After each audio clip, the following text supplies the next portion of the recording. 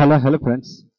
আজকে আমরা আলোচনা করব Khan method a complete book of written spoken English grammar বই থেকে ইনফিনিটিভ ভার্বের ব্যবহার নিয়ে lecture 21।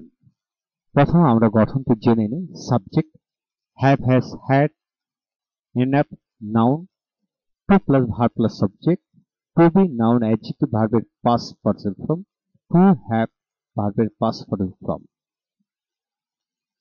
Example, I have enough time to do the work. আমার কাজটি করার মতো যথেষ্ট সময় আছে।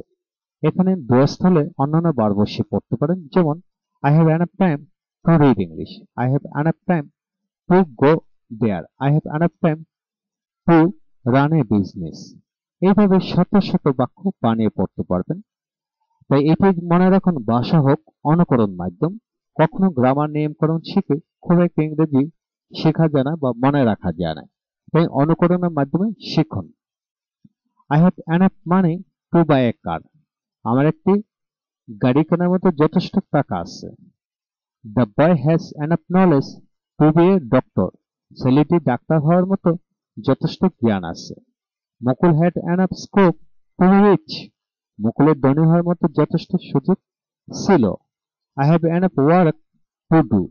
আমার করার মতো আমার করার মতো যথেষ্ট কাজ আছে।